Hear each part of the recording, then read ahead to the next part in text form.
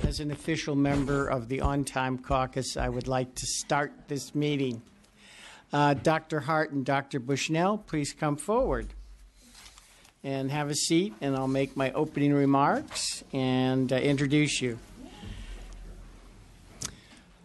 So, this is the hearing of the Assembly Select Committee on California's Clean Energy Economy, and we're going to be looking at how to integrate renewables at a much higher level than we've done in the past.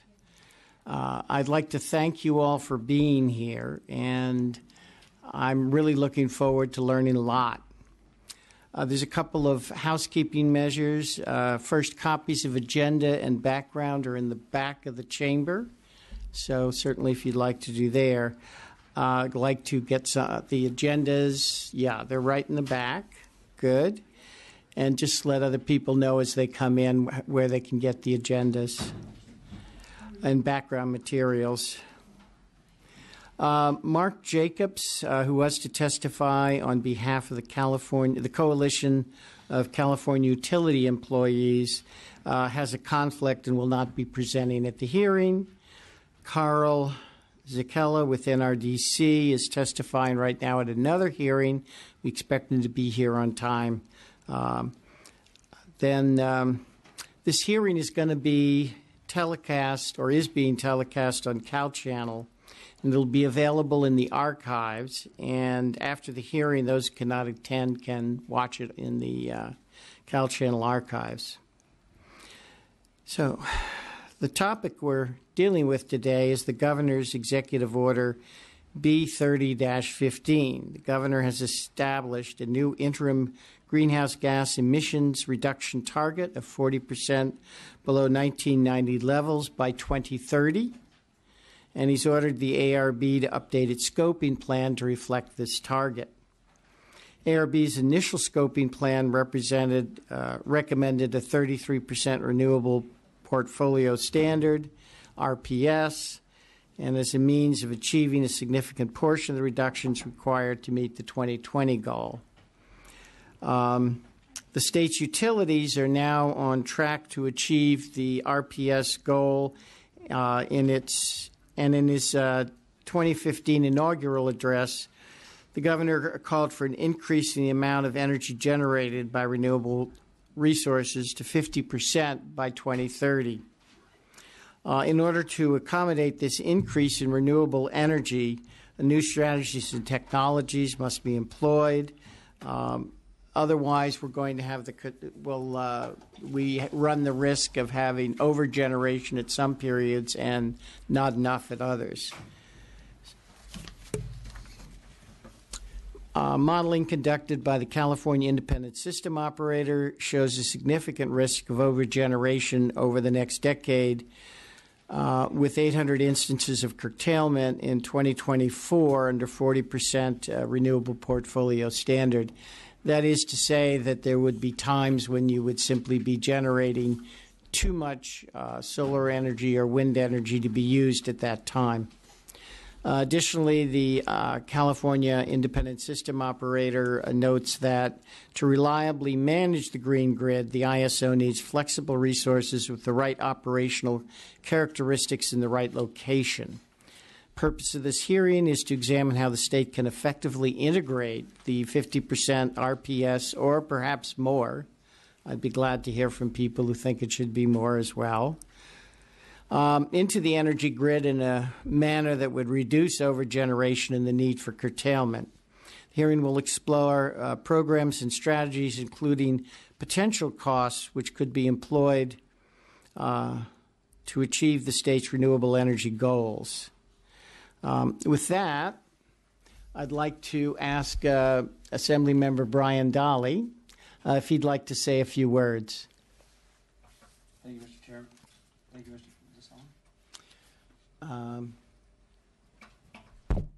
Mine, just Thank you, Mr. tap Chairman. it. I appreciate the opportunity to be on this select committee. I'm here to learn more. I only understand. Okay. Now you should. Thank you, Mr. Chairman, for giving me the opportunity to be on this select committee. I just wanted to thank you for that, and I know a lot about the renewables, at least in my district. We have woody biomass, which is abundant. We have water, which is we use to generate electricity, and just here to learn and hopefully add to the conversation of how we move forward over the next couple of decades in renewables and reducing our carbon footprint. So thank you. And thank you very much for being here, Assembly Member. I've always found you to be clear thinking and open-minded on all of these issues. So thank you so much. So I'm first going to introduce Elaine Hart, the managing consultant of Energy, Environment, and Economics E3. Dr. Hart specialized in electricity dispatch modeling for renewable integration and planning. And since joining E3 in 2012, she serves as developer of the Reflex model for economic flexibility, capacity, procurement analysis. You'll have to explain that. And as the operations modeling technical lead for a study of the impacts of a higher renewable portfolio standard in California. We also have here an economist, Dr. James Bushnell of the Department of Economics at UC Davis. Dr. Bushnell is a professor in the Department of Economics and is a research associate at the National Bureau of Economic Research. And prior to joining UC Davis, he spent 15 years as the research director of the University of California Energy Institute in Berkeley. And I could go on and on for both of you because you're so accomplished, but why don't we just start? I think, Dr. Hart, if you could start first, because the idea of a goal of 50% has been in people's minds for a while, but the E3 report talked about a 50% goal for RPS, and that was the first time that it was looked at quantitatively. And so if you could address those issues now, and we'd really appreciate it. Thank you for the introduction. Let's see if I can get these slides to work. We have a lot of speakers. If you could keep your remarks to 5 to 10 minutes, that would be great. Okay, I had hope to provide some context for this discussion. So there's sort of two main studies that we've done at E3 that I think can help inform this discussion. The first is the California Pathways work, which was done for the state agencies last year, the Air Resources Board, the Energy Commission, Public Utilities Commission, and the Independent System Operator. This work was really aimed at... Excuse me, could we turn off the light that's shining right on that screen? Somebody understand where the lights are? Yeah, if you could figure out which light to turn off. Okay, that's better. Oh, that's even more better. Oh, yeah. Now we'll really have to keep you awake. Yeah, that's fine. That's all we need. Oh, you can let that up. I don't want people to fall asleep. Okay. All right. But if you could just let down the... I don't think I can. It's all Oh, it's all in one thing, I guess. Well, let's go with it. I think it's better to have the light. Go ahead. So in this study, what we looked at were different technology trajectories that could get us to our 2050 GHG goals of 80% below 1990 levels.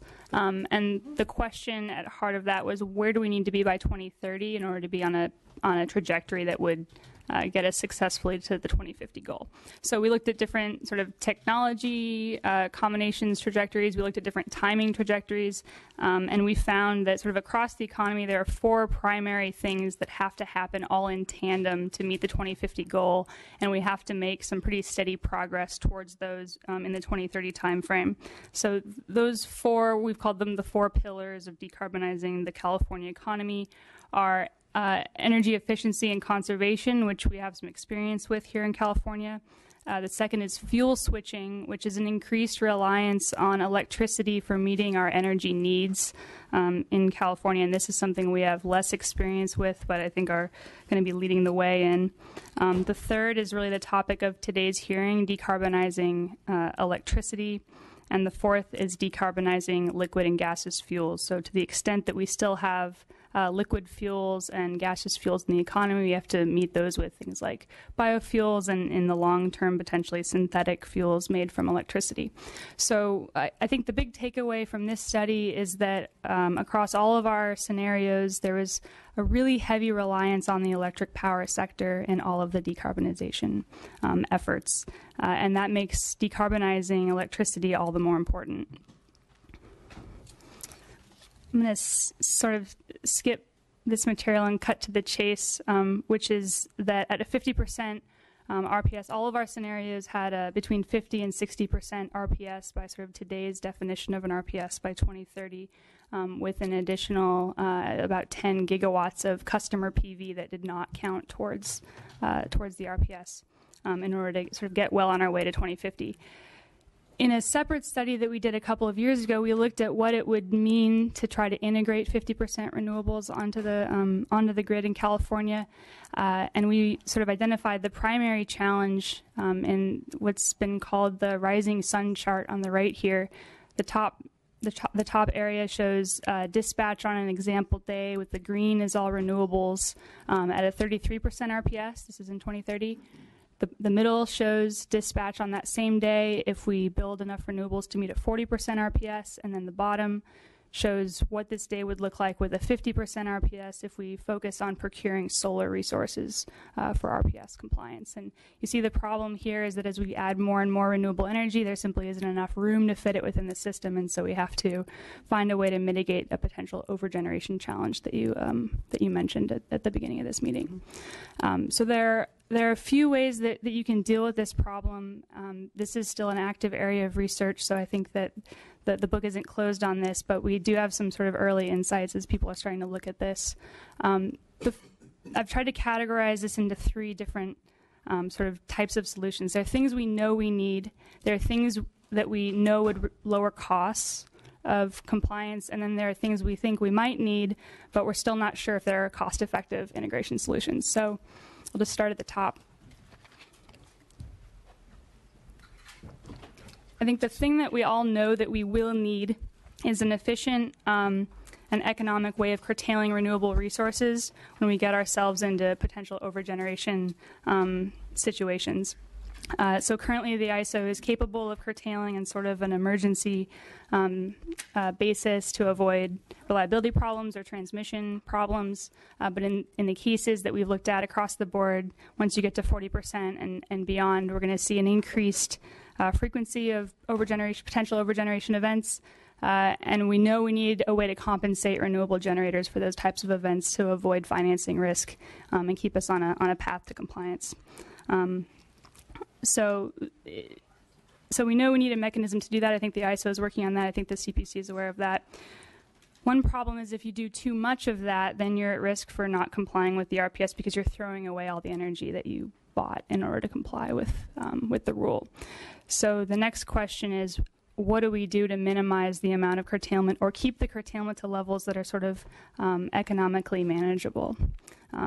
When you have too much curtailment, you have to go out there and buy additional resources to replace that energy that you lost. And that can get very expensive at high renewable penetrations.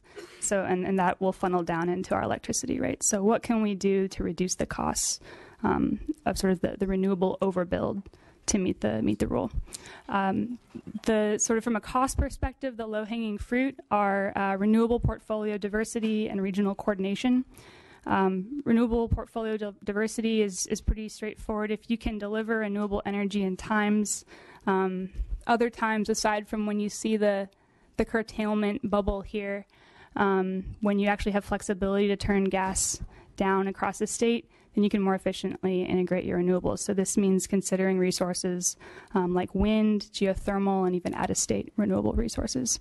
To the extent that those are all sort of cost-effective from a system perspective, those might reduce your integration challenges as well. The next is enhanced regional coordination, which is really making use of the diversity that we have across the West.